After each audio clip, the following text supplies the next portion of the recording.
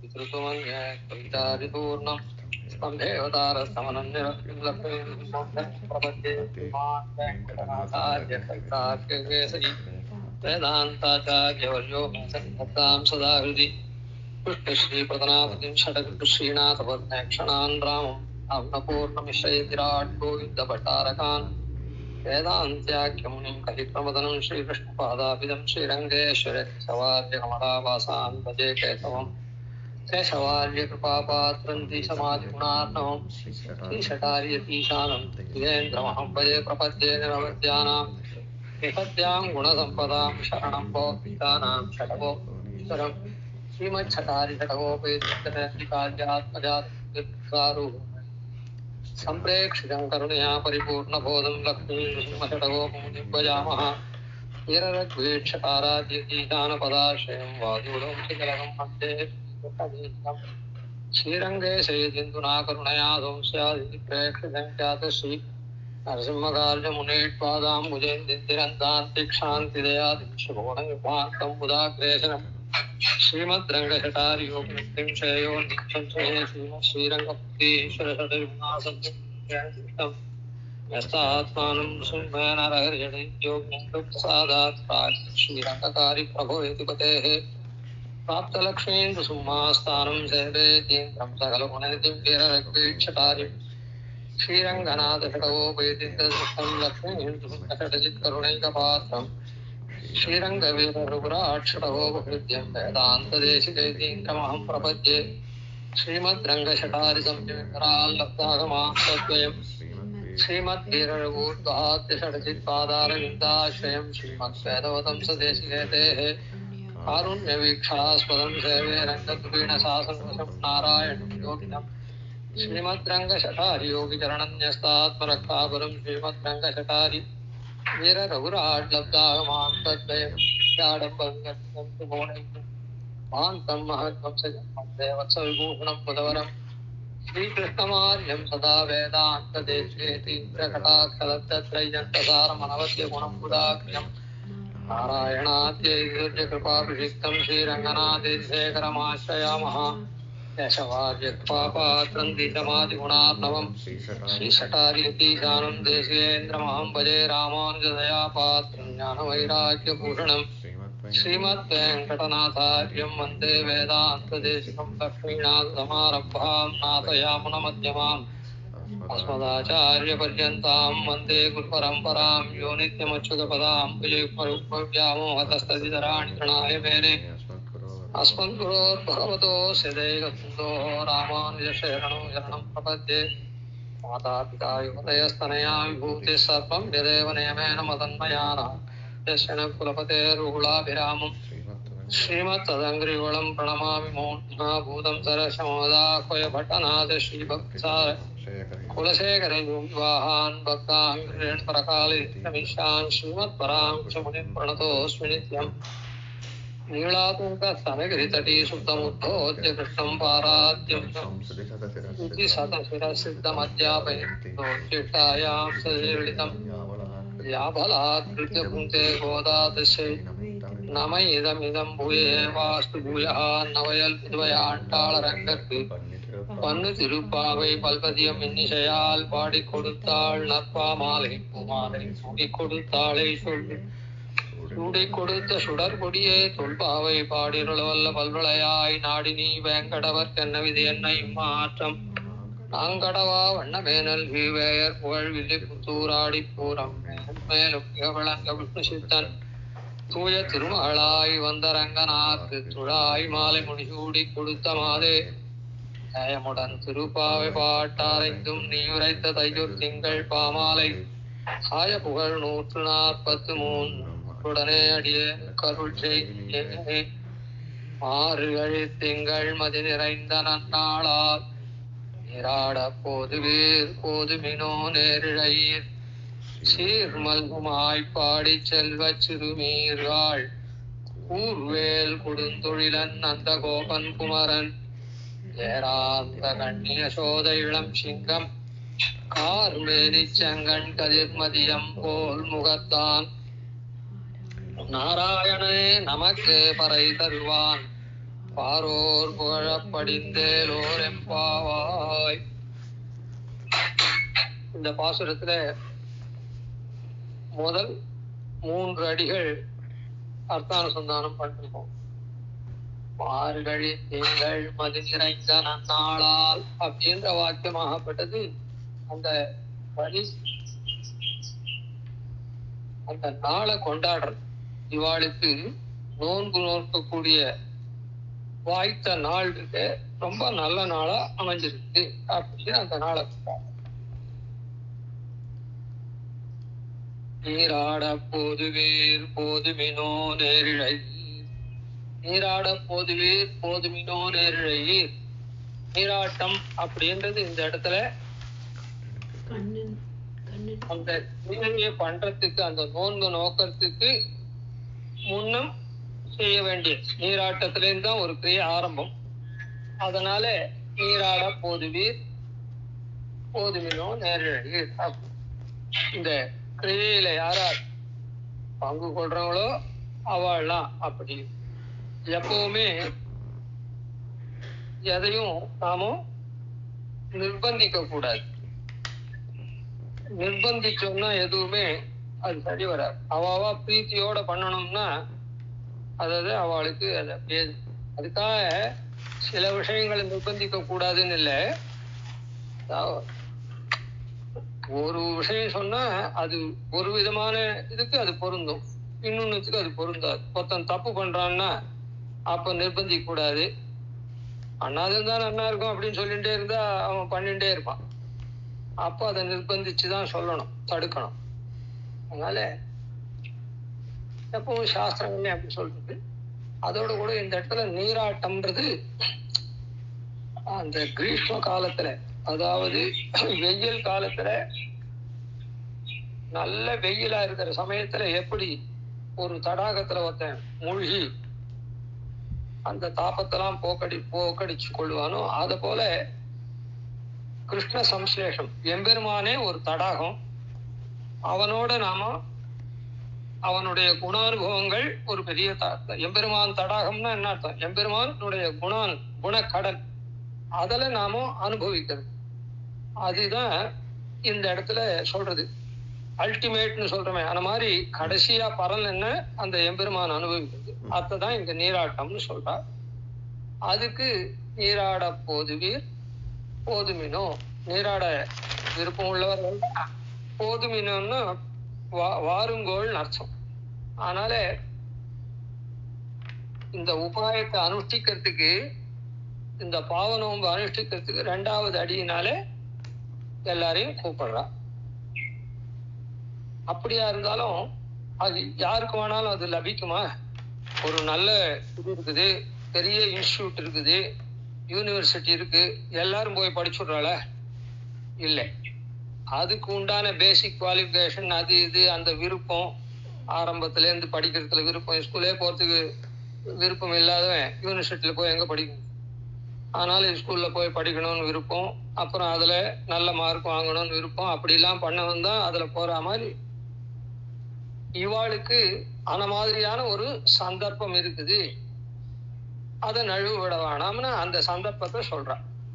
சீர் மல்கும் ஆய்ப்பாடி செல்வ சிறுமீர்கள். அதாவது இந்த ஆய்ப்பாடியே ரொம்ப ஸ்ரீ பகவத் சம்பந்தத்தை பெற்றிருக்குது. ஏன்னா எவ்வளவுதான் ஒருத்தன் முயன்றா கூட சந்தர்ப்ப சூழ்நிலை சரியில்லைன்னா, சுற்றுமுற்றம்லாம் சரியில்லைன்னா அவனால ஒன்றும் பண்ண முடியாது. அதனால இந்த நோன்பு நோக்கத்துக்கு, எம்பெருமான அடையக்கூடிய இந்த பாவை நோன்பு மேல சொல்லக்கூடிய பறை அப்படின்ற அந்த பலனை பெறறதுக்கு, எம்பெருமானுடைய அனுபவத்தை பெறறதுக்கு, இந்த ஊரே இப்போ கிருஷ்ணனுடைய அவதாரத்தினால எம்பெருமானுடைய சம்பந்தம் பெற்று சீர் மல்கும். அதுக்கு முன்னே நிறைய பசுக்கள்லாம் இருக்குது. அதனால அவளுக்கு பால், தயிர், நெய் அதெல்லாம் கிடைக்கிறதுனால அவ வசதியா இருக்கா, அந்த சீர் மல்கும் பெறுகிறது அப்படின்னு சொல்லலாம். அது மாத்திரம் இல்லை, இப்ப கிருஷ்ணன் இங்க அவதாரம் பண்றதுனால இந்த பரம கைங்கரியமுத்தவுக்கு உண்டான சீரே இந்த இடத்துல இருக்குது. அப்படிப்பட்டதான ஆய்ப்பாடி. ஆய்ப்பாடின்றது எங்கேயோ பரமபதத்துக்கு போய் இல்லை இன்னொரு இடத்துக்கு போய் நாம தேடிட்டு போய் பண்ண வேண்டாம். நம்ம ஊர்லயே ஆயர்கள் வசிக்கக்கூடிய ஊர்லயே அவன் அவதரிச்சிருக்கான். அதனால ஆய்ப்பாடி நாம இருக்கிற இடத்துலயே இருக்குது. ஆய்ப்பாடி செல்வ சிறுமீர்கள். அந்த செல்வ சிறுமீர்கள் அப்படின்னா சிறுமீர்கள்னா அதாவது இவெல்லாம் கன்னியாஸ்திரி. கன்னியாஸ்திரின்னா ஒரு 4-5 வயசுக்குள்ள இருக்கிற பெண்கள். அதனால துல்லியசீல வயோவிருத்தாம் துல்லியாபி ஜனலக்ஷணாம் அப்படின்னு சொல்லப்பட்டு, கண்ணன் அதே மாதிரி 4-5 வயசு பையன்தான். அதனால இவ சின்ன வயசை உடையவாள். செல்வ சிறுமீர்கள் அப்படின்னா அந்த கண்ணனோட பழகக்கூடிய அந்த ஐஸ்வர்யம் இவாளுக்கு மிகுந்திருக்குது. ஏன்னா துல்லியமா இருக்கிறதுனால. பெரியவாளும் சின்னவாளும் விளையாட முடியுமா? ஏதோ ஆத்துல பசங்களுக்கு அம்மா அப்பா கூட இருந்து விளையாடலாமே தவிர வெளியில அந்த மாதிரி பண்ண முடியாது.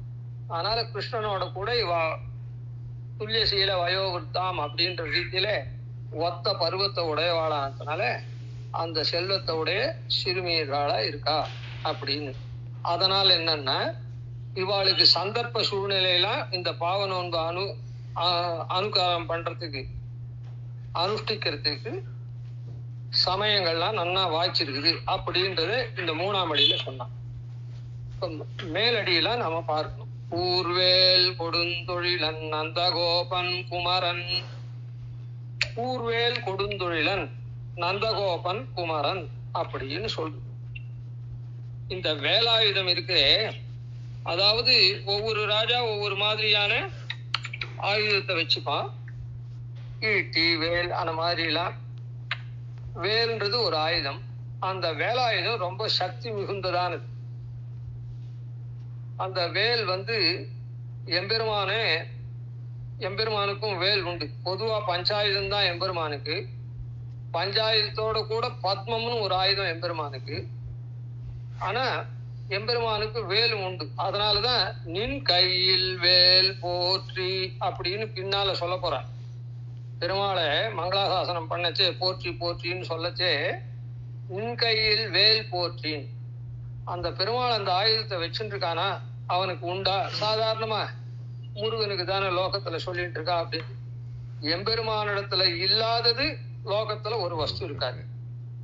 லோகத்துல ஒண்ணு இருக்குதுன்னு சொன்னா அது எம்பெருமானிடத்துல இல்லாது இருக்காது. அது தீர்மானமான விஷயம். அங்க இருந்தாதான் லோகத்துல இருக்கும். இல்ல லோகத்துல நம்ம ஒரு விஷயத்தை பார்த்துட்டோம், அவங்கிட்ட இருக்குதா இல்லையான்னு நமக்கு சந்தேகம் தெரியலன்னா கட்டாயம் அது அங்க இருக்குதுன்னு அர்த்தம். எதுவா இருந்தாலும், அது நல்லதா இருந்தாலும் கெட்டதா இருந்தாலும். அதனால்தான் நம்மாழ்வார் நல்குரகும் செல்வம் நரகம் சுவர்க்கமுமாய். பெருமாள் தரித்திரமும் செல்வம், நரகம் சுவர்க்கம், பல்வகையும் பரந்த பெருமான் அப்படின்னு சொல்ற. எல்லாத்துலயும் பெருமாள் பறந்து இருக்கான். பெருமாள் இல்லாத இடம் இல்லை, எல்லாமே அவனுடைய அதீனம்தான். அதனால தாரித்ரிய தன்மை தரித்திரம் இருக்குதே அதுவும் பெருமாள், செல்வமா இருக்கிறதும் பெருமாள் தான். அதனால்தான் எல்லாருக்கும் பெருமாள் அனுகிரகம் பண்றான். பணக்காரன் மாத்திரம் சாப்பிட்றான், தரித்திரனா இருக்கும் அப்படியே மடிஞ்சி போல. அவனும் ஏதோ சாப்பிட்டு உயிர் வாழ்ந்துட்டு இருக்கான். பணக்காரனுக்கு வேணா மாசத்துக்கு ஒரு தடவை உனக்கு ஃபுட் பாய்சன் ஆயிடுத்து, அதனால உனக்கு நீ 4 நாள் அட்மிட் ஆகுன்னு சொல்றானே தவிர இவனுக்கு பணத்தை அவன் கறக்கிறதுக்காக. ஆனா இவன் எதேதோ அழுக்கா இருக்கிற கையோட எங்கெங்கயோ ரோட்ல இருக்கிற ரோட்லயே சமைக்கிற வஸ்துவெல்லாம் சாப்பிட்டு இருக்கான். அவனுக்கு எந்த ஃபுட் பாய்சனும் இல்லை. எதுக்கு சொல்ல வரேன்னா தாரித்திரியத்தினால அவன் ரோட்லயே பொங்கி சாப்பிட்டா கூட அவனுக்கு எதுவும் வரல. அவன் அப்படி காப்பாத்துறான் பெருமாள். பணம் இருக்கும் போத்து வீட்டு உள்ளே இருந்து அப்படியே பண்ணாலும் அவனுக்கு ட்ரீட்மெண்ட்ல கொண்டு முடிக்கிறான். சரி, அதனால கூர்வேல் கொடுந்தொழில் இந்த சக்தின்றது கிரியா சக்தி எம்பெருமானுக்கு. அது எங்க தெரியும் அப்படின்னு சொன்னா சுதர்சனாட்டம் ஷோடசாயுத ஸ்தோத்திரத்தை சேவிச்சா தெரியும். அந்த சக்கரத்தாழ்வார் 16 ஆயுதத்துல வேலாயுதமும் வச்சிருந்தார். வேலாயுதமும் உண்டு. அதனால இவாள்லாம் இடையர்கள் ஆனதுனால அந்த வேலாயுதம் கூர்மையா இருக்குமான்னு தான் அந்த மாட்டை அப்படி லேசா அதை தொட்டா கூட உடனே அதுக்கு புரிஞ்சுட்டு அது வேலையெல்லாம் நல்லா பண்ணும். அதுக்காக இல்லைன்னா என்ன பண்ணுவான்னா, ஒரு கோல் இருக்கும், அது நுனியில ஒரு ஆணி மாதிரி இருக்கும், அதை வச்சு மாட்டை டச் பண்ணுவா, குத்துவா. அது உடனே இவா சொல்றபடி வேலை பண்ணும். அதனால சக்தி வாய்ந்தது வேலாயுதம். அந்த வேலை இந்த நந்தகோபர் ஆய்ப்பாடிக்கு நிர்வாகரான வச்சுருக்கார். பூர்வேல் நந்தகோபன் சொன்னா போரும், ஆனா கொடுந்தொழிலன் நந்தகோபன் இங்க சொல்லியிருக்கா ஆண்டாள். கொடுந்தொழிலன்னா கொடுந்தொழில புரியக்கூடியவன், நல்ல காரியத்தை பண்றவனுக்கு செந்தொழிலன்னு பேர். தீமையான காரியத்தை பண்றவனுக்கு, இரக்கம் இல்லாத காரியத்தை பண்றவனுக்கு கொடுந்தொழிலன்னு பேர். இப்போ நந்தகோபனே கொடுந்தொழிலன்னு சொல்லிருக்காளே அப்படின்னு இந்த இடத்துல ஒரு விசாரமான விஷயம் இருக்கு. அதாவது நந்தகோபன்னு யாருக்குமே ஒரு பேர் வைக்கிறான்னா, எப்பவுமே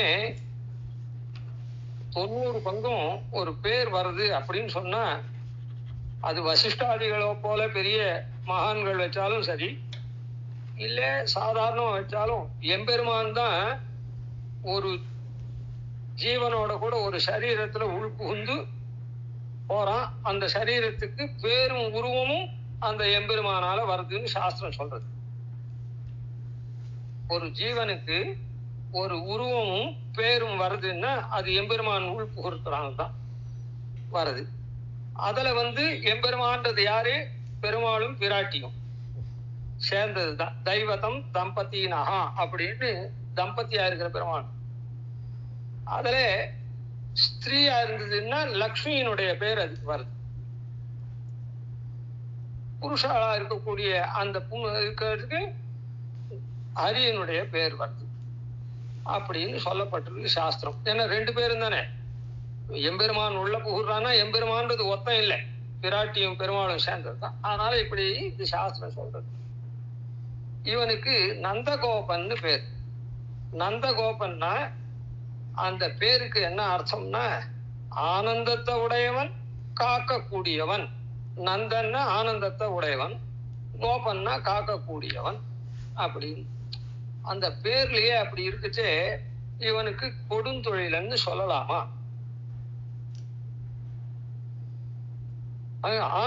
ஆனந்தம் வருதுன்னு சொன்னா ஒருத்தரை ஹிம்சை பண்ணி கூட சில பேர் ஆனந்திப்பா. அந்த மாதிரி அப்படின்னு சொல்றதுக்கு இல்லை, ஏன்னா கோபன்னு வேற பேர் இருக்கு பின்னாலே. அதனால நந்தகோபன் அப்படின்னு சொல்லப்பட்டிருக்கு. இந்த கொடுந்தொழில் அப்படின்றதுக்கு வியாக்கியானக்காரர்கள் எல்லாரும் ஒரு மிடரா, அதாவது ஒரே மாதிரி எல்லாரும் பண்ணியிருக்கா.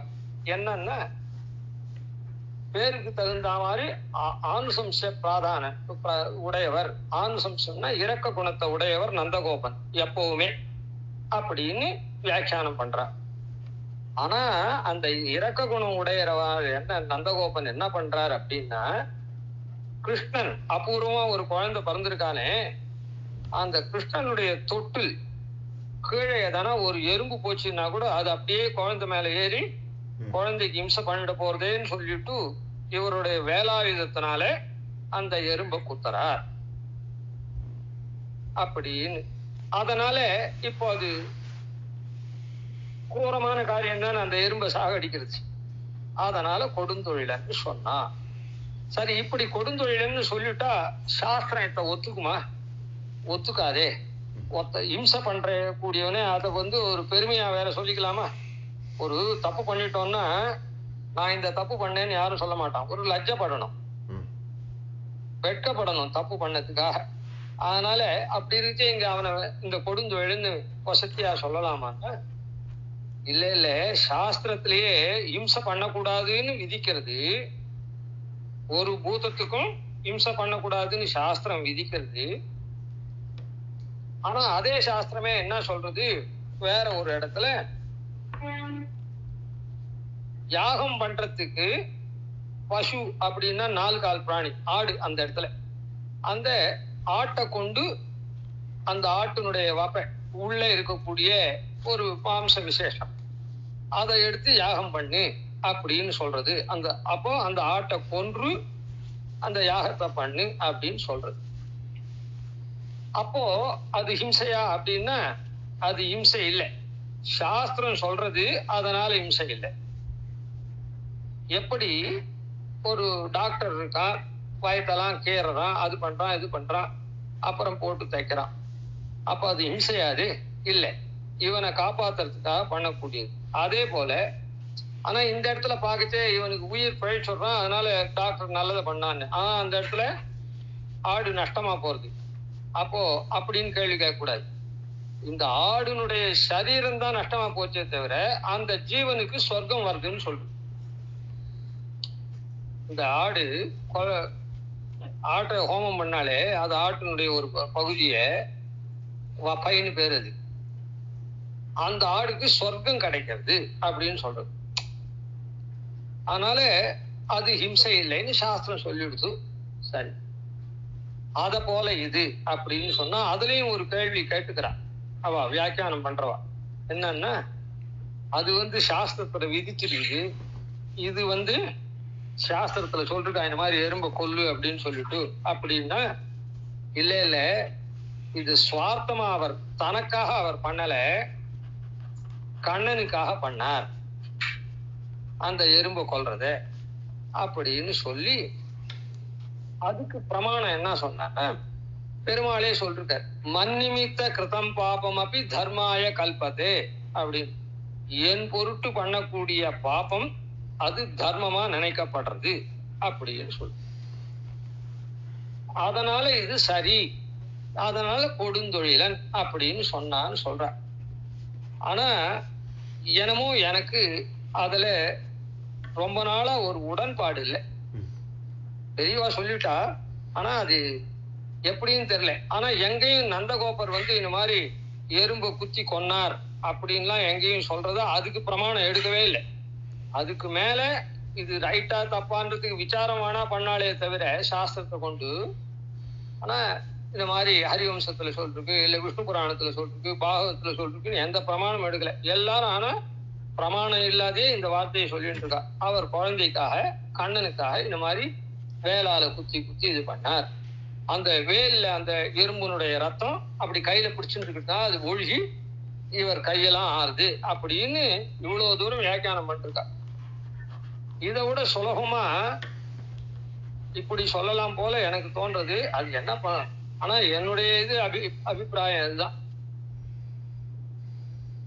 நல்ல காரியம் பண்ண வேண்டிய காரியத்தை பண்ணா செந்தொழிலன், பண்ண வேண்டிய காரியத்தை விட்டாலும் கொடுந்தொழிலன் தான். ஒருத்தனை காப்பாற்ற வேண்டிய சமயத்துல காப்பாத்தாத இருந்தான்னா ரோட்ல போலீஸ் போயிட்டு இருக்கான், யாரோ ஒரு திருடன் போறவாளே செயினை அறுத்து எடுத்தும் போறான், பக்கத்திலேயே போலீஸ் இருக்கான்னா அவனை உடனே அவன் பிடிச்சி அவனை தண்டிக்காத விட்டான்னா, தண்டிச்சான்னா அவன் சரியா பண்றான்னு அர்த்தம். தண்டிக்கலைன்னா அந்த ஒரு தப்பான காரியத்தை பார்த்துன்னா அவன் கொடுந்தொழிலன், செய்ய வேண்டிய காரியத்தை. ஆன மாதிரி எந்த ஒரு இடத்துலையும் குழந்தையா இருக்குச்சே பிடிச்சி ஒரு 5-6 வயசு வரையில் தான் கண்ணன் இருந்தான். அதுக்கப்புறம் மதுரைக்கு எழுதிட்டான், கம்சனை கொன்று. குழந்தைக்கு வந்த கண்ணனுக்கு வந்த தீங்கு எல்லாராலையும் பூத்தனையினால சகடாசுரனால வந்தது, அப்புறம் ஒரு கேசின்ற குதிரையினால வந்தது, நாகத்தினால வந்தது, காளிங்கனால வந்தது. எது ஒண்ணுத்துக்கு இந்த சுவாமி எதுவுமே குழந்தையை காப்பாத்தல. இவன் வேலாயுதம் வச்சிருக்கானே தவிர குழந்தையவன் காப்பாத்தல. கண்ணனே தான் தன்னை காப்பாத்தின்றானே தவிர. அதனால நேரவே கொடுந்தொழிலன், அதாவது பூர்வேலை வச்சிருந்தாலும் ஆனா இவன் எந்த விதத்திலையும் கிருஷ்ணனை எந்த ஒரு சந்தர்ப்பத்திலையும் இவன் காப்பாத்தல. அதனால இவனை கொடுந்தொழிலன்னு ஆண்டாள் சொன்னா அப்படின்னு சொல்லலாம்னு என்னுடைய அபிப்பிராயம். அதுக்காக தான் இப்ப கூர்வாள்லாம் சொன்னதை ரொம்ப விவரிச்சு சொன்னேன். கூர்வேல் கொடுந்தொழிலன் நந்தகோபன், அப்படி இருக்கக்கூடிய நந்தகோபன் ஆனந்தத்தை உடையவனும் எல்லாரையும் ஆயர்கள்லாம் காப்பாற்றவனும். குமரன், குமரன் அப்படின்னு சொன்ன பவ்யமா இருக்கிறவன் அர்த்தம். பவ்யமா இருக்கவனுக்கு குமரன் பேர். அதாவது சாதாரண வச்சனத்துல கூட சொல்லுவா, தோளுக்கு மிஞ்சினா தோழன். அதுக்கு முன் பருவம் குமார பருவம், அந்த தோளுக்கு மிஞ்சின பருவம் யுவாவார பருவம். அதனால அதுக்கு முன் பருவத்துல தாயார் தகப்பனாருக்கு அடங்கி இருக்கக்கூடிய பையனா இருக்கும். அதனால இந்த இடத்துல அது 5-6 வயசு பையன். அதனால கூர்வேல் கொடுந்துழன் நந்தகோபன் குமரன் அந்த பவ்யத்தை காட்டுறதுக்காக எம்பெருமானுடைய பவ்யமா இருக்கான். அதாவது அசலாரெல்லாம் உன் பையன் இப்படி எல்லாம் பண்ணிட்டான் அப்படின்னு இவங்கிட்ட வழி சொன்னா கூட சரி, வரட்டும் அந்த பையன், நான் அவனை விசாரிச்சு தண்டிக்கிறேன் அப்படின்னு சொல்லி இவன் இருந்தான்னா, ஆனா வந்த உடனே இவன் எப்படி அப்பா கிட்ட இருக்கான், ரொம்ப பவ்யமா இருக்கான். இவ்வளவு நல்ல பிள்ளைய இவெல்லாம் தப்பு சொல்ற, நீங்க எல்லாம் வெறும் தப்பு சொல்றீங்க அப்படின்னு சொல்லி அந்த கேஸ ஃபைசல் பண்ற மாதிரி இவன் அவ்வளவு பவ்யமா இருப்பான் அப்பா கிட்ட. காரணம் என்னன்னா, மாதா பிதா அப்படின்னு 2 பேர் இருக்காளே, இந்த 2 பேர்ல மாதா தாயார் பிரய பிரவர்த்தகன், பிரயத்தை பண்ணுவா. தகப்பனார் ஹித பிரவர்த்தகன், இதத்தை பண்ணுவான். ஹிதம்ன்றது இன்னைய தேதியில பிரயமா இருக்காது. இன்னைய தேதியில இப்போ இதுவா கூட இருக்கும், அதாவது அப்பிரியமா கூட இருக்கும். ஆனா நீடிச்சு நல்லதா இருக்கு. தாயார் பிரய பிரவர்த்தகர், இப்பவே இன்னைக்கே அது பிரயமா இருக்க மாதிரி பண்ணக்கூடிய சுபாவத்தை உடையவன். அதனால இந்த இடத்துல இத பிரவர்த்தகனானதுனால இவன் பவ்யமா இருக்கான், என்ன தண்டிச்சுட போறானே அப்படின்னு சொல்லிட்டு. அதனால உடனே என்ன, இவ்வளவு நல்ல பிள்ளை போய் ஊராரெல்லாம் தப்பு சொல்றா, அவ சொல்றதுதான் தப்பு அப்படின்னு சொல்லிட்டு அவன் விட்டுடுவான். அந்த பவ்யத்தை காமிக்கிறது. ஊர்வேல் கொடுந்தொழிலன் நந்தகோபன் குமரன் ஏரார்ந்த கண்ணி யசோதை இளம் சிங்கம். ஏரார்ந்த கண்ணி யசோதை இளம் சிங்கம், அந்த கண்ணை சொல்றான். இவளுக்கு விசேஷனும் கண்ணை சொல்றான் யசோதை. என்ன அவளுக்கு ஏறார்ந்த கண்ணி அப்படின்னா, யசோத பிராட்டி கண் அப்படியே மலர்ச்சியா இருக்கு. ஏன் மலர்ச்சியா இருக்குது அப்படின்னு சொன்னா, அந்த கிருஷ்ணனை பார்த்து பார்த்து பார்த்து பார்த்து அப்படியே அவளுக்கு கண் அப்படியே பூரிப்படையுது, மனசு பூரிப்பா இருக்குது, கண்ணும் பூரிப்பா இருக்கு. அதனால ஏறார்ந்த கண்ணி அப்படின்னு கண்ல அந்த அழகு நிறைஞ்சிருக்குது. அது எதனாலன்னா, அந்த கிருஷ்ணனை பார்த்துட்டே இருக்கிறதுனால. அது எப்படி பாக்குறா அப்படின்னு சொன்னா, கிருஷ்ணன் எதை பண்ணாலும் அதை நன்னாவே பாக்குறா. அத குலசேகர ஆழ்வார் சொல்லச்சே, அழுகையும் அஞ்சி நோக்கும் அந்நோக்கும் அணிகொள் செஞ்செறிவாய் நெளிப்பதுவும் தொழுகை மிவை கண்ட அசோதை தொல்லை இன்பத்து இறுதி கண்டாளே அப்படின்னு. அந்த இன்பம் எவ்வளவு இன்பமோ அவ்வளவு இன்பம். ஆனா இதெல்லாம் யசோதைக்கு தேவகி கிடைக்கல, சொந்த அம்மாவுக்கு யசோதைக்கு தான் இதெல்லாம் கிடைச்சது. அதனால யசோதை பார்த்து பார்த்து பார்த்து பார்த்து, இப்போ அந்த விஷயம் இல்லை சொல்றேன். அடுத்த பாசுரத்துல ஒன்னும் கண்டிட பெற்றிலே நடியே அப்படின்னு தேவகி சொல்றா. இந்த பாசுரத்துல எல்லாத்தையும் யசோதை பெற்றாளே அப்படின்னு அவளை புகழறா. அதனால அதுக்காக சொன்னேன். ஆனா யசோதை அந்த கண் கொண்டு அவனுடைய சேஷ்டிதங்கள் எல்லாத்தையும் பார்த்து ரொம்ப சந்தோஷமா இருக்கிறதுனால அவளுடைய கண் அப்படியே மலர்ந்த கண்ணா இருக்குது. அதனாலதான் அம்பன்ன கண்ணாள் அசோதை அப்படின்னு ஆண்டாளே வேற இடத்துல சொல்றா, நாச்சியார் திருமண. அப்படி அந்த கண் கொண்டு அப்படியே ஈர்க்கா, அம்பு போல. அப்படி யசோதா அப்படின்னா என்ன அர்த்தம்னா, எம்பெருமான் ஆகிற யசஸ் அத்த நமக்கு தரவா. யசஸ்னா என்னன்னா, எசன்ஸ்னு வச்சுக்குமே. யசஸ்னா ஒரு கீர்த்தி புகழ், அந்த மாதிரி எம்பெருமான் ஆகிற யசஸ நமக்கு தரக்கூடியவள். அதனால அவளுக்கு யசோதான்னு பேர். நந்தகோபனுக்கு எப்படி ஆனந்தத்தையும் காக்கக்கூடியவன்னு சொன்னமோ, அது போல இவளுக்கு யசோதா அப்படின்னு பேர். அதனாலதான் இந்த யசோதையாகப்பட்டவள் எத்த பெருமாள் பண்ணாலும் தீம்பு பண்ணா கூட அவ என்ன பண்ணுவா, அதையும் போக்கியமா அனுபவிப்போம். அந்த தீம்பு பண்ண விட்டுட்டு அதையும் வேடிக்கை பார்த்து அனுபவிக்க கூடியவர் யசோதா. அப்படி இருக்கிறதுனால அப்போ ஏறாந்த கண்ணி யசோத இளம் சிங்கம். அதனால பெருமாள் என்ன பண்ணுவான்னா, யசோத இடத்துல அப்பா கிட்ட பயந்துண்டு ஹித பிரவர்த்தகரவர், ஹிதம் பண்ற நீ தப்பு பண்றியா அப்படின்னு தண்டிச்சு திருத்தக்கூடியவர். அம்மா அப்படி இல்லை, அடே நீ ரொம்ப நன்னா பண்றடா இருந்தாலும் அப்படின்னு கட்டி அணைச்சு இனிமேட்டு அந்த மாதிரி பண்ணாத, அவள்லாம் ஏதோ சொல்றா போட்டோம், ஏன் அவள்லாம் கஷ்டப்படுத்துவானே அப்படின்னு இவன் பிரேமாவே நடத்திடுவா. அதனால இவன் சிங்கக்குட்டி போல அம்மா கிட்ட நானா அப்படி பண்றது, நானே ஒண்ணும் பண்ணலையா மாதிரி அப்படின்னு பதில் சொல்லக்கூடிய ஸ்தானத்துல இருக்கான். அங்க அப்பா கிட்ட அப்படி சொல்ல முடியாது. அதனால அங்க குமரன்னு சொன்னா, இந்த இடத்துல யசோதை இளம் சிங்கம் அப்படின்னு. அதனால இவ பிரயத்தை நடத்துறதுனால, பிரய பிரவர்த்தனையானதுனால பெருமாள் எப்படி அந்த செருக்கு மேனாணிப்பு எல்லாம் அப்படியே நின்றுண்டு இருப்பா.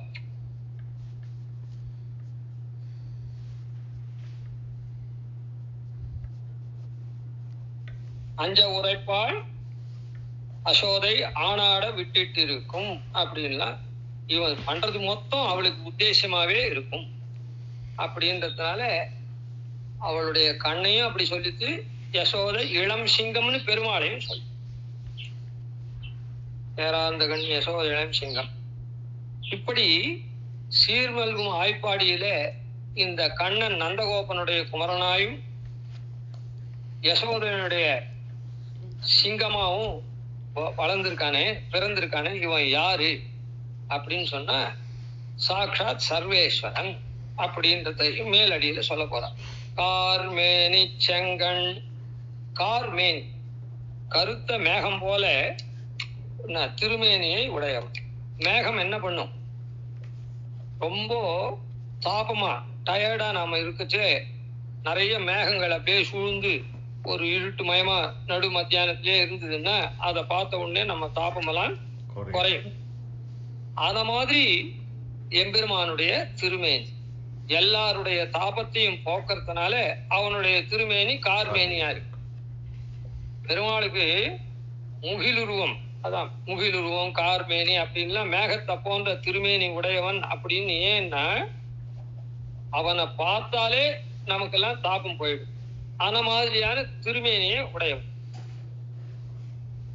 பெருமாளை பார்த்த உடனே அவளுக்கு அந்த இதுக்கு தாபம் போயிடும்.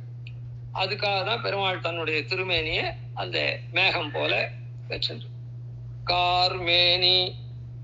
அப்புறம் செங்கண், கார்மேனி செங்கண் அப்படின்னு. அந்த கருப்பா இருக்கிற இடத்துல சிகப்பா இருக்கிறது, அதாவது கான்ட்ராஸ்ட் அப்படின்னு சொல்றாங்களே. ஒரு புடவை வாங்கினா புடவைக்கு அந்த பார்டர் கான்ட்ராஸ்டா வாங்குறது, அதே செல்ஃப் பார்டர் இல்ல, கான்ட்ராஸ்டா. நீளம் புடவைன்னா அதுக்கு ஏதோ சிகப்பு பச்சை அவளுக்கு என்ன டேஸ்டோ அதுபடி அத போல பரபாகம்னு அதுக்குதான் பேர், இந்த கான்ட்ராஸ்ட்னு சொல்றதுக்கு தான். அந்த கருப்பான திருமேனியில செங்கண் அது கான்ட்ராஸ்டா பரபாகத்தை கொடுத்து அப்படி அழகா இருக்கக்கூடிய செங்கண் அப்படின்னு ஒரு அர்த்தம் செங்கன்றது. அதுக்கப்புறம் என்னன்னா செழுமையான கண்ணுன்னு ஒரு அர்த்தம் செங்கண்ணுக்கு. அப்படின்னா என்ன அர்த்தம்னா, அந்த கண்ணால அவன் பார்த்தான்னா, செழுமைனா என்ன அர்த்தம்னா ஆர்ஜவம்னு அர்த்தம். ஆர்ஜவம்னா நேரானதுன்னு அர்த்தம். ஒரு இது செழுமையா இருக்குதுன்னு சொன்னா அது நன்னா இருக்கும், நல்லதா தான் இருக்கும். ஒரு வஸ்து செழுமையா இருக்குதுன்னா நல்லதா இருக்கு. அந்த மாதிரி எம்பெருமானுடைய கண்ணு செழுமையா செங்கண்ணா இருக்குதுன்றது எப்படின்னா, அவனுடைய பார்வை நல்ல பார்வையா இருக்கு. நல்ல பார்வைன்றது எப்படி அப்படின்னு சொன்னா, ஓ இவன் நல்ல காரியம் பண்றான், நல்லவன். ஓ இவன் கெட்ட காரியம் பண்றான், இவன் உடனே கெட்டவன் அப்படின்னு அவனை அழிச்சுட மாட்டான். அந்த கெட்ட காரியத்தை எதனால் அவன் பண்ணான், என்ன காரணத்தினால அப்படின்லாம் அவன் ஆராய்ஞ்சி பார்ப்பான். அதனால்தான் ஆராய்ந்து அருளேலோர் எம்பாவாய்ன்னு மேல சொல்ல போற. யாம் வந்த காரியம் ஆராய்ந்து அருளேலோர் எம்பாவாய் அப்படின்னு. அதனால வாத்சல்யம், அந்த கண்ணுல அப்படியே வாத்சல்யம் தெரியும். வாத்சல்யம்னா என்ன அர்த்தம்னா, தோஷத்தை அனாதரிச்சு, ஒருத்தர் இடத்துல இருக்கக்கூடிய தோஷத்தை அனாதரம் பண்றதுன்னு என்ன, அதை பெருசுபடுத்தாம அதை அப்படியே விட்டுட்டு அனாதரிச்சு அவனிடத்துல ஸ்நேகபாவம் கொள்றது வாத்சல்யம். எதுக்காக ஸ்நேகபாவம் கொள்றான் அப்படின்னா, அவனை திருத்துறதுக்காக. அவனை ஸ்நேகிதன் சொன்னான்னா தான் கேட்பான். அப்பா அம்மா சொன்னா கூட கேட்க மாட்டான். லோகத்துல ஸ்நேகம், தன்னோட ஒத்தவாளா இருந்து தனக்கு ஃப்ரெண்டு, அந்த ஃப்ரெண்டுன்னு சொல்றமே, அவ சொன்னா அதுக்கு வேல்யூ இருக்கும் எப்பவுமே. ஏன்னா சகா ஸ்நேகன் அப்படின்னு சொல்றதுல சமான வயசாகவும் சமான எண்ணம் உடையவாளாகவும் இருப்பாங்க. அப்ப சமான எண்ணம் உடையவாள் சொன்னா தம் மனசுலயே அப்படி படுற மாதிரி ஆயிடும். அதனாலதான் இந்த ஸ்நேகிதாள், சகா, தோழன் அப்படின்லாம் சொல்றாளே, அவள் ஒத்த எண்ணம் உடையவாளா இருப்பா. அவதான் சகாவா இருப்பா. அதனால ஒத்த எண்ணம்னா இவனுடைய எண்ணமும் அவனுடைய எண்ணமும் ஒன்னாதான் இருக்கும். அதனால உடனே அவன் சொன்ன உடனே இவன் இந்த எண்ணத்தை கொஞ்சம் மாறி இருந்தா கூட சரி பண்ணிடுவான். அதனால பெருமாள் என்ன பண்றான்னா, செங்கண்ணா இருந்து அவன் செழுமையா இருந்து என்ன பண்றான், வாத்சல்யத்தோட நம்ம பார்க்கிறோம். அதனால செங்கண் அப்படின்னு பெருமாளுக்கு அந்த இடத்துல. அதுக்கப்புறம் அது மாதிரி இதனாலதான் பரபிரம்மத்துக்கு லட்சணம் சொல்லப்பட்டிருக்கு. தாமரை கண்ணு எதுவோ யாருக்கோ அவன் தான் பரபிரம்மம் அப்படின்னு சொல்லு.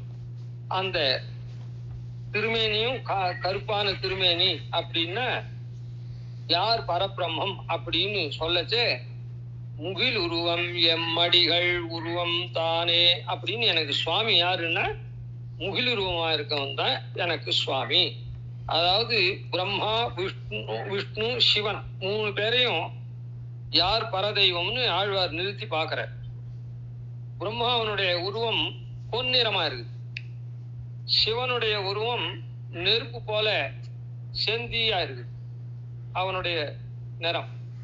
பெருமாளுடைய நிறம் முகில் உருவமா இருக்கு, கருப்பா இருக்கு. இது மூணுத்தையும் ஆராய்ஞ்சி பார்த்து யார் சுவாமி அப்படின்னா, அடிகள்னா சுவாமின்னு அர்த்தம்.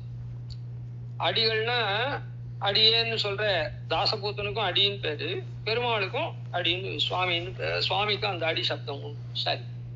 முகிலுருவம் மூவுருவம் கண்ட போது ஒன்றாம் சோதி யார் அது பரபிரம்மம் அப்படின்னா முகிலுருவம் அப்படின்னு சொல்ற. அதனால இந்த கார்மேனியும் செங்கண்ணும் இதெல்லாம் பிரம்ம லட்சணம். இந்த திருவாய்ப்பாடியில யசோதையினுடைய இளஞ்சிங்கமா பிறந்திருக்கவன் யாரு, ஒன்னான பரபிரம்மம். அதாவது பரவாசுதேவனா இருக்கக்கூடிய, அங்கிருந்து பரமபதத்தில் இருக்கக்கூடிய நாராயணன் தான் இங்க அவதாரம் பண்ணிருக்கான்றதுக்காக கார்மேனி செங்கண் கதிர் மதியம் போல் முகத்தான் அப்படின்னு சொல்றது. அதாவது கதிர் மதியம் போல் முகத்தான் அப்படின்னு சொல்றதனுடைய தாத்பரியம் என்னன்னா, கதிர்னா கிரணங்களுடைய சூரியன் அர்த்தம். அதாவது இப்போ சந்திரனுக்கு கூட கிரணம் உண்டு, ஆனா அத கதிர்னு சொல்றது இல்லை. ஏன் சொல்றது இல்லைன்னா, இந்த கதிர் சந்திர கிரணம் அவ்வளவு பளிச்சுன்னு இருக்காது. அதனால எது உயர்த்தியா இருக்குதோ அதுக்கு தானே பிரதானமா சொல்ல முடியும். அதனால சூரிய கிரணத்துக்கு தான் கதிர்னு சொல்றது. சூரியன் எப்படி சுட்டெரிக்கிறான், சுட்டெரிக்கிறான்னா யாருக்கு சுட்டெரிக்கிறான் அப்படின்னா அல்லாதவர்களுக்கு சுட்டெரிக்கிறான். பெருமாளுடைய இந்த கதிர் போல முகம் கொண்டு அவன் என்ன பண்றான்னு வேண்டாதவர்களை தகிக்கிறான். வேண்டியவர்களுக்கு மதினா சந்திரன், அந்த சந்திரனை போல ஆஹ்லாதகரனை குளிர்விக்கிறான். வேண்டாதவர்களுக்கு, அவனிடத்துல அபச்சாரப்படுறவர்களுக்கு அவன் தப்பிக்கிறான் வாழலாம் சூரியனை போல. அவனிடத்துல ஆசிரியத்தாளுக்கு, ஆசிரியக்கிறவாளுக்கு சந்திரனை போல குளிர்ச்சியா இருந்து அனுகிரகம் பண்றான். கதிர் மதியம் போல். அதான் பிரதிகூலாளுக்கு அது மாத்திரம் இல்ல, அவளுக்கு பண்றான்றது இருக்கட்டும். அவளை தப்பிக்கிறான், நல்லவாளுக்கு அனுகிரகம் பண்றான்னு சொன்னேன். இன்னொரு அர்த்தம் என்னன்னா, பிரதிகூலாளா இருக்காளே, எம்பெருமானுக்கு விரோதிகளா இருக்காளே, அவ எம்பெருமான கிட்ட முடியாதபடி அவன் அந்த கதிர் போல விளங்குறான். இவாளை தப்பிக்கிறான்னு சொன்னேன், ஆனா அவளால பெருமாளை அடைய முடியாதபடி அவன் தப்பிக்க கூடியவனா இருக்கான். அனுகூலாள் கிட்ட நெருங்கும்படி சந்திரனை போல இருக்கான் அப்படின்னு இதுக்கு சொல்லணும். அதுக்கப்புறம் இன்னொன்னு என்னன்னா, கதிர் போல பிரகாசம் உடையவனா இருக்கான், ஆஹ்லாதகரமா இருக்கான் அப்படின்னு. இந்த கதிர் மதியம்ன்றதுனால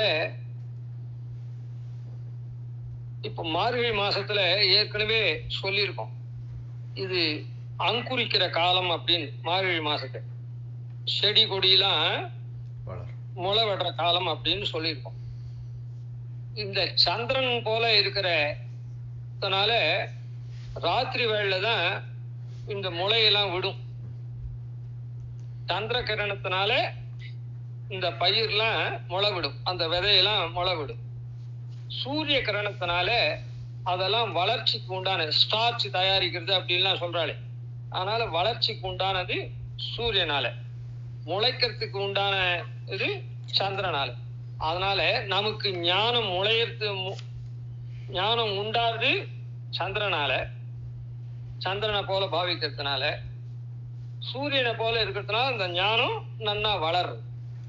அப்படின்றதுனாலையும் பெருமாளுக்கு கதிர் மதியம் போல் முகத்தான். சரி, இவ்வளவு தூரம் சுத்தி சுத்தி சொல்லிட்டே வந்தா அது யாருன்னு ஸ்பஷ்டமா சொல்லணுமோ இல்ல. நாராயணனே, அந்த இடத்துல நாராயணனே அப்படின்னு சொல்ற. இப்போ சாஸ்திரம் தெரிஞ்சவாளுக்குதான் கதிர் மதியம் போல் முகத்தான், கார்மேனி செங்கண்.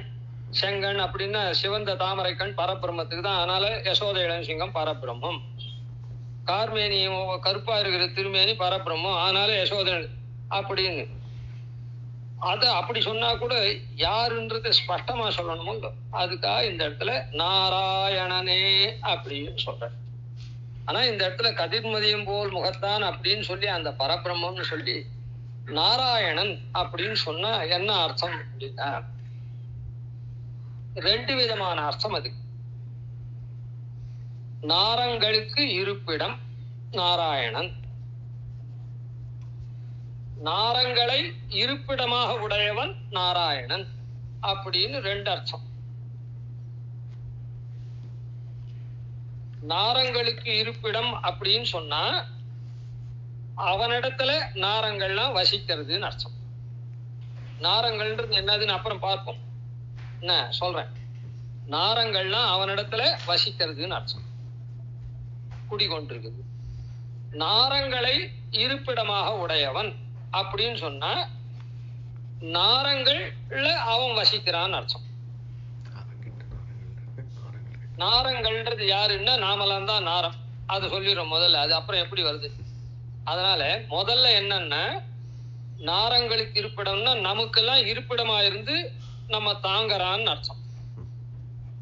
எம்பெருமான் ஜீவர்கள்லாம் தாங்கக்கூடியவனா இருக்கான்.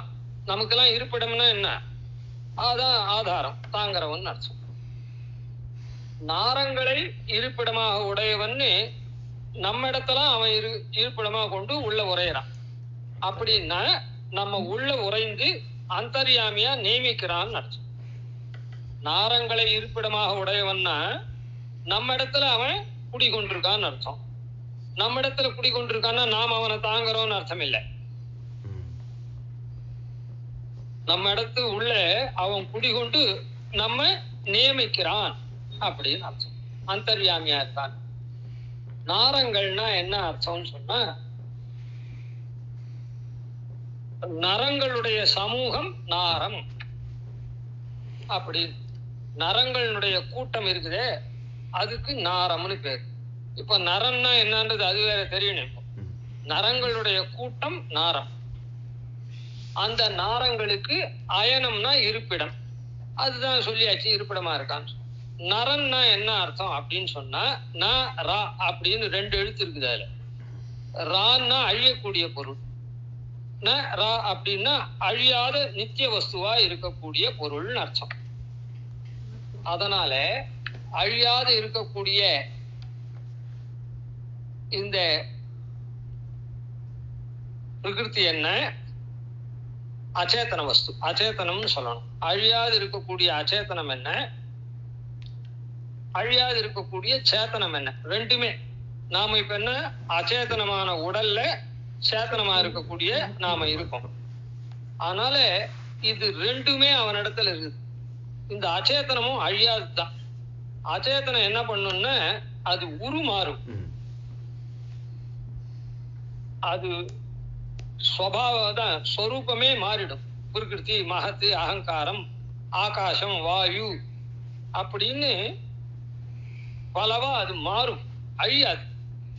அது ஸ்வரூபமே மாறும். ஜீவன் ஸ்வபாவம் மாத்திரம்தான் மாறும், ஸ்வரூபம் மாறவே மாறும். அதனால ஸ்வபாவம் மாறுறதுன்னா ஏதோ நல்லவன் கெட்டவன்லாம் சொல்றமே, அதாவது புண்ணியத்தை பண்ணா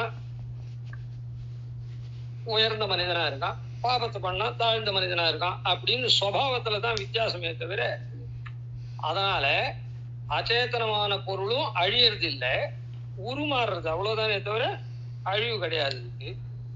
சேத்தனமான பொருளுக்கும் அந்த உருமாறுதல் கூட கிடையாது, அப்படியே. அதனால ரான் சொல்றதுனால அழியக்கூடிய பொருள், அது இல்லாத இருக்கக்கூடிய அழிவில்லாத பொருளான அச்சேதனம் சேத்தனம் ரெண்டுத்தையும் நரம்னு சொல்றோம். இதனுடைய கூட்டங்கள் நாரம். அதனால இந்த அச்சேதனம் சேத்தனம்னு இருக்க, அது சேர்ந்தது தானே நாம்னு சொல்லக்கூடியது. நமக்கெல்லாம் இவன் ஆதாரமா இருக்கிறதுனால நாராயணன், நம்ம உள்ள அவன் இருந்து நம்மலாம் நியமிக்கிறதுனாலையும் நாராயணன் அப்படின்னு 2 அர்த்தம். அதனாலதான் இந்த இடத்துல நாராயண சப்தத்தை சொன்னான். அது மாத்திரம் இல்ல, நாராயண சப்தத்தை சொல்றதுக்கு இன்னொரு ரொம்ப முக்கியமான காரணம் இருக்கு. என்ன முக்கியமான காரணம் அப்படின்னு சொன்னா, எல்லாமே பேர்லாம் ஒரு குணவிசேஷத்தை கொண்டுதானே பேர் இருக்குது. அந்த குணவிசேஷத்தை கொண்டு இப்ப நாராயணம் அயனம் நாராயணா அப்படின்னு சொன்னா, அயனம் தான் இருக்குது, நா இல்ல, நா தான் இருக்குது. தா பக்கத்துல வர நா தான் இருக்குது, தா பக்கத்துல இருக்கிற நா வரல. நாராயணன்றதுல என்ன இருக்குது, தா பக்கத்துல வர நா இருக்குது. நாராயணம், அப்போ நாராயணம் அயனம்னு சொன்னா அந்த இடத்துல நாராயணன் வரக்கூடாது, நாராயணன் அப்படின்னு நான் தான் வரணும். ஆனா அது இல்லாத இவனுக்கு ஒத்தனுக்கு இந்த எம்பெருமானுக்கு பேரே நாராயணன். இந்த காரணத்தினாலையும் நாராயணன், ஆனா அதுக்கு முன்ன அவனுக்கு பேரே நாராயணன் ஆன மாதிரி இருக்கிறதுனால இது வேற யாருக்கும் போகாது. இந்த நாராயணன்ற திருநாமம் வேற யாருக்குமே, இந்த தேவத்தை தான் ஏதோ சிவன் தான் எல்லாருக்கும் இருப்பிடம், எல்லாரையும் சிவன் தான் இருப்பிடமா வச்சுருக்கான் அப்படின்னு சிவனுக்கு சொல்லக்கூடாதா அப்படின்னு சொன்னா, அது நாராயணா அப்படின்னு சொல்லியிருந்தா சொல்லலாம். ஆனா இது அசாதாரணமான பேரா போயிட்டதுனால அது இன்னொருத்தருக்கு சொல்லவே முடியாது. அதனால இத வேற ஒருத்தருக்கும் இதுல உரிமை கொண்டாடாதபடியான ஒரு திருநாமம். இது அசாதாரணமான திருநாமம், சாதாரணமான திருநாமம் இல்லை. அதனால அந்த திருநாமத்தை இங்க படிச்சான், நாராயணன். அந்த நாராயணனே நமக்கே பறை தருவான் அப்படின்னு சொல்றான். அந்த நாராயணன் தான் நமக்கு பறை தரக்கூடியவன். அதனால என்னன்னா அவன் சர்வ சுவாமியா இருக்கான். அந்த நாராயணன் தான் எல்லாருக்கும் ஆதாரமா இருக்கான், எல்லாரும் உள்ளேயும் இருந்து நியமிக்கிறான் அப்படின்லாம் சொன்னதுனால அவன் சர்வ சுவாமியா இருக்கான். அந்த சர்வ சுவாமியா இருக்கவன் தான் எல்லா சொத்தையும் ஒருத்தன் வச்சிருந்தான்னா தான் அந்த எல்லா சொத்தையும் காப்பாற்ற முடியும். சிலதெல்லாம் இப்போ நாம ஒரு வீட்டுல இருக்கோம், பிளாட்ல, என்ன நம்ம பிளாட் வரையில் தான் நாம ரிப்பேர் அது இது பண்ணி வச்சுப்போமே தவிர அடுத்த பக்கத்து பிளாட்டுக்காரன் நாம பண்ண முடியாது. ஏன்னா நமக்கு சொந்தம் இல்லை. அந்த மாதிரி இவன் தான் எல்லாருக்கும் வேண்டதெல்லாம் தர முடியும். காரணம் இவன் தான் எல்லாருக்கும் சுவாமி. எல்லாருக்கும் இவன் தான் சுவாமியானதுனால எல்லாரும் அபேட்சிக்க கூடிய பலனையும் இவனாலதான் தர முடியும். அதனாலதான் நாராயணனே அப்படின்னு சொன்னார்.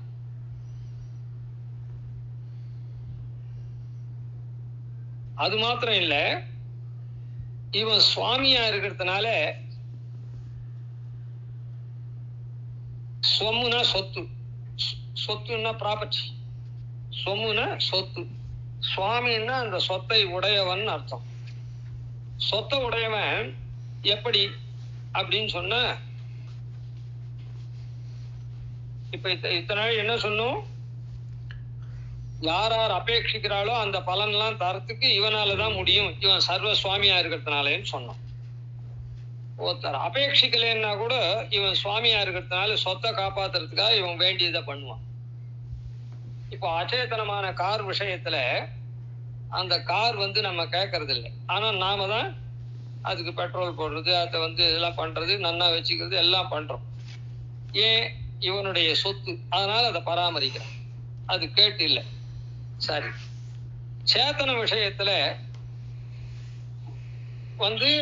இப்போ என்ன பண்றா, ஒரு ஸ்கூலுக்கு பசங்களை அனுப்புறோம்னு வச்சுப்போம். ஸ்கூலுக்கு ஃபீஸ் கட்டணும், யூனிஃபார்ம் வாங்கணும், அது இது எல்லாம் கேட்காதையே பண்றோம். தாய் தகப்பனார் கேட்காதையே பண்றா. ஏன்னா தன்னுடைய குழந்தை ஸ்கூலுக்கு போறான்றத அது கேட்கவே வேண்டும். சில விஷயங்கள் கேட்கறது, எனக்கு இந்த மாதிரி ஒரு வசதி பண்ணி கொடுக்கணும், நாளைக்கு சீக்கிரம் போகணும், அதனால என்னால இந்த மோட்ல போக முடியாது, வேற மோட்ல போகணும் அப்படின்னா அது கேட்கறதையும் பண்ணி தரான். கேட்காதத அநேகம் பண்ணி தரான், தன்னுடைய கடமையா.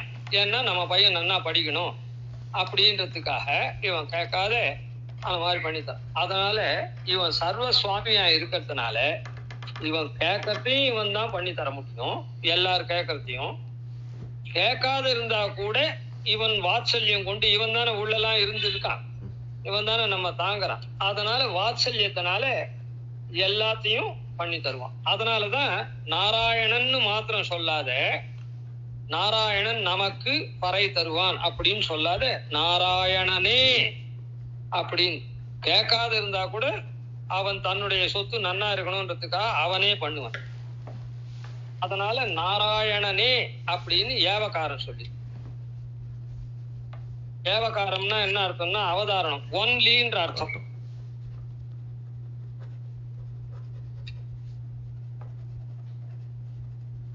ஏன்னா இப்போ காயத்ரி ஜபம்னு ஒண்ணு பண்றோம் ஆவணி ஆவட்டத்துக்கு மறுநாள். இந்த காயத்ரி ஜபத்தை பிரம்மச்சாரிகள்லாம், அது காயத்ரி ஜபமே ஒரு பிராயசித்துக்காக தான் பண்றோம்.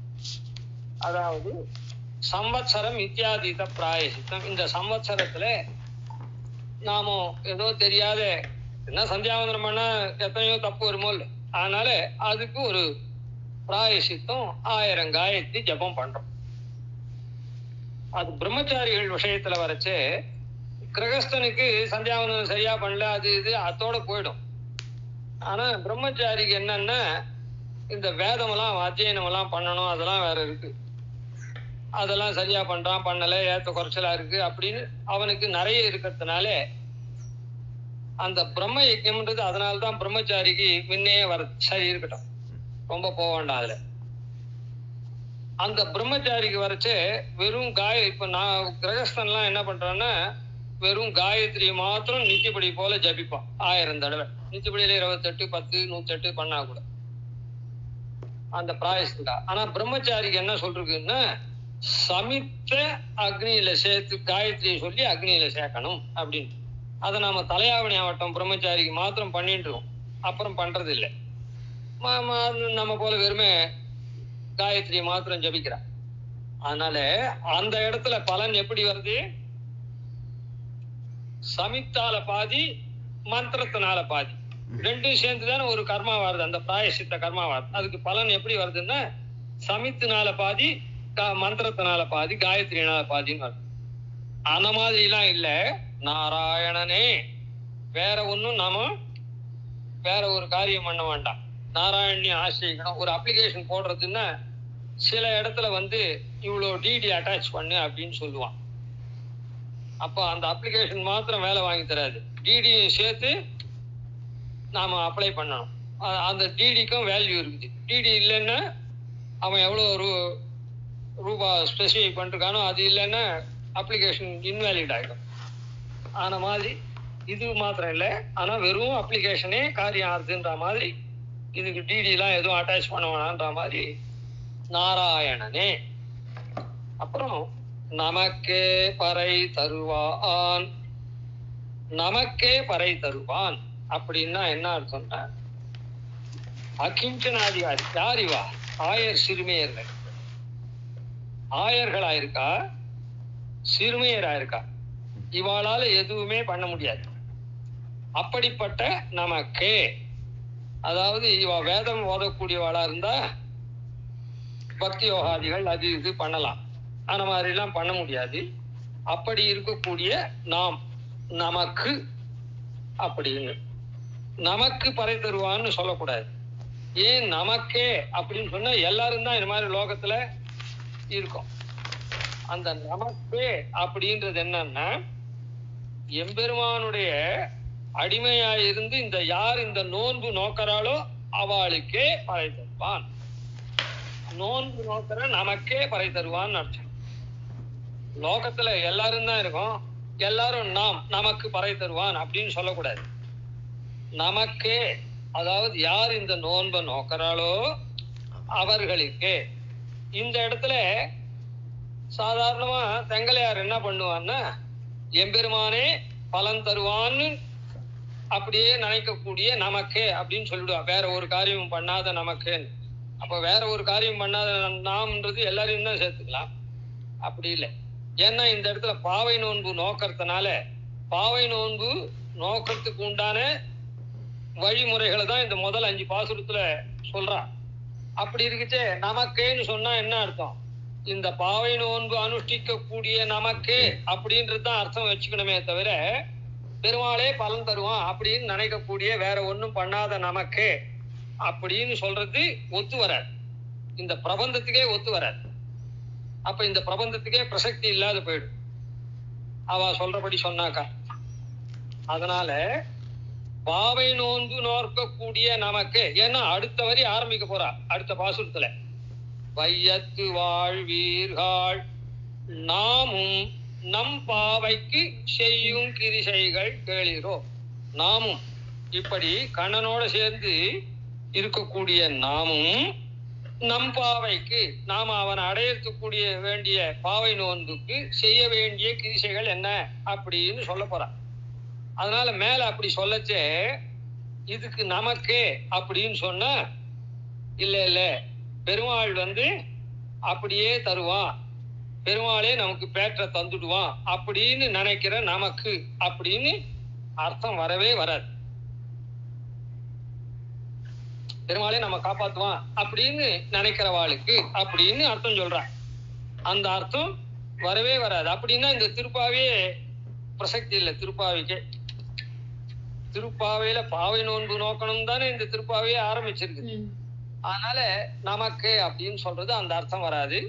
அதனால நோன்பு நோக்கிற நமக்கே அப்படின்னு அர்த்தம். நாராயணனாகப்பட்டவன் நாராயணனே தருவான். யாருக்கு தருவான்? நமக்கே தருவான். நாராயணன் நமக்கு தருவான்னு இல்லை, நாராயணனே நமக்கு பறை தருவான். பறை அப்படின்றது என்னன்னா, சாதாரணமா லோகத்துல இருக்கக்கூடிய பறைனா வாத்தியம் அப்படின்னு சொல்றான். பறைனா வாத்தியம் தான். பறை கொட்டுறதுன்னு சொல்றாளே வாத்தியம் தான். அந்த வாத்தியம் என்னது? ஒரு சப்த விசேஷம். அந்த சப்தம் கடைசியிலையும் என்னது, மாலே மணிவண்ணாவில பெரும் பறையே பல்லாண்டி சைப்பாரே கோல விளக்கே கொடியே விதானமே ஆளிநிலையாய் அருள் அப்படின்னு கேட்க போறான். அதனால அங்க பறை மாத்திரம் கேட்கல, இன்னும் ஏகமா கேட்கிறான். இந்த வாத்தியம் மாத்திரம் கேட்கல. அதனால பறைன்றது நாட்டாருக்கு வெறுமை பறைன்னு ஒரு வியாஜமே தவிர இவாளுக்கு அபிமதமா இருக்கிறது என்னது? பெருமாளுடைய கைங்கரியம். பெருமாளுடைய கைங்கரியம்ன்றது என்னது? வைகுண்ட லோகத்துல போய் பண்ணக்கூடிய கைங்கரியம்.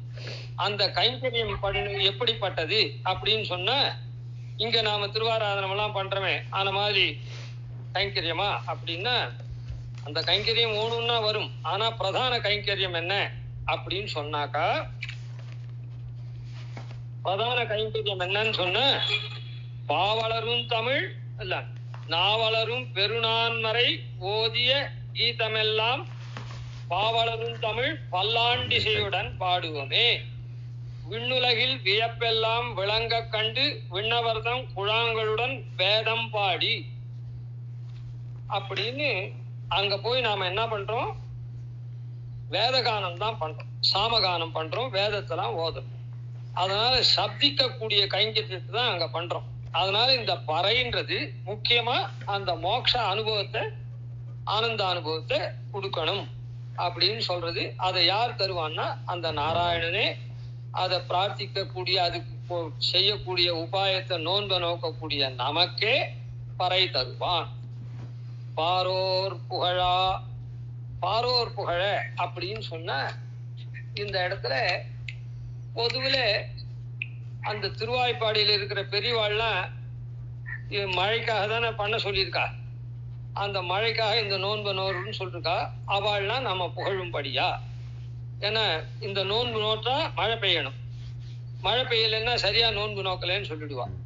அதனால நோன்பு நன்னா நோத்து பெருமாள் பாரோர் புகழும்படியா இந்த ஆயர்கள்லாம், நம்ம கோப விருத்தர்கள்லாம் பசங்க நன்னா பண்ணா மழையெல்லாம் பொழிஞ்சுது அப்படின்னு சொல்லும்படியா. ஆனா பாரோர் புகழன்னு அப்படி சங்கோஜம் பண்ணணும்னு அர்த்தம் இல்லை.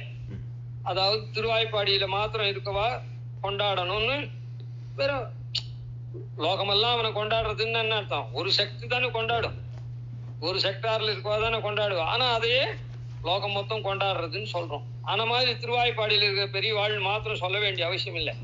காரணம் என்னன்னா, ஆழிமழை கண்ணாவில நீ இப்படி எல்லாம் மழை பொழியணும், இடி இடிச்சு மின்னல் இப்படி எல்லாம் மழை பொழியணும்னு சொல்றா. அது அங்க போச்சு பார்ப்போம். அப்ப என்ன சொல்றா? வாழ உலகினில் பெய்திடாய், உலகம் மொத்தம் வாழை பெய்யுது அப்படின்னு சொல்றா. அதனால திருவாய்ப்பாடியில பெய்யணும்னு சொல்லல, வாழ உலகினில் பெய்திடாய்னு உலக சப்தம் சொல்லியிருக்கா. நாங்களும் மார்கழி நீராட மகிழ்ந்து, நாங்களும் மகிழ்ச்சியா மார்கழி நீராட்டம் பண்றதுக்காக அப்படின்னு சொல்றோம். அதனால நாங்களும் அப்படின்னா இந்த குடும்ப ஆயர் சிறுமிகள் மாத்திரம் இல்ல, ஆயர்பாடியில் இருக்கவா எல்லாருமே இவா பண்றதை பார்த்து அவ சந்தோஷப்பட போறா பெரியவாள்லாம். அதனால வாழ உலகினில்னு சொல்லிருக்கிறதுனால பாரோர் புகழ அப்படின்னு சொன்னா இந்த உலகம் அடங்கலும் இது பண்ற மாதிரி. ஏன்னா தன் கருவம் செய்ய பிறர் உகந்தார்னு சுவாமி தேசிகன் எடுத்திருக்க. நாம நம்முடைய கர்மத்தை சரியா பண்ணிட்டே வந்தோம்னா தானா பிறர்லாம் உகப்பர்கள் அப்படின்னு. அந்த பாரோர் புகழ படிந்து, நம்முடைய படிந்துன்னு சொன்னா இந்த இதுல ஈடுபட்டு, இந்த நோன்புல ஈடுபட்டு நாமும் நோன்பை பண்ணணும். படிந்தேலோர் எம்பாவாய், ஏல் ஓர் எம்பாவாய் அப்படின்றதுக்கெல்லாம் அர்த்தம் இல்லை, அது பாத பூரணம் அப்படின்னு சொல்லுவா. ஏல்னா ஏற்றுக்கொள் அப்படின்னு ஒரு அர்த்தம் சொல்லலாம். ஓர்னா ஆராய்ந்து பார் அப்படின்னு சொல்லலாம். எம்பாவாய் அப்படின்னு சொன்ன என்னுடைய நோன்பை நீ ஆராய்ந்து பார்த்து ஏற்றுக்கொள் அப்படின்னு சொல்றதாகவும் ஒரு அர்த்தம் சொல்லலாம். இல்லைன்னா ஏலோர் எம்பாவாய் எல்லாத்தையுமே அப்படியே பாத பூரணம். பாத பூரணம்னா அதுக்கு ஒன்றும் விசேஷ அர்த்தம் ஒன்றும் இல்லை, இந்த பாட்டை முடிக்கிறான்னு அர்த்தம். ஆனா எம்பாவாய்ன்றதுலயே ரெண்டு விதமான அர்த்தம் இருக்குது. பாவாய் அப்படின்னா இந்த நோன்பை சொல்றதுன்னு அர்த்தம், பாவை நோன்பை. எம்பாவாய்ன்னு அவளை விழிக்கிற மாதிரி அர்த்தம்.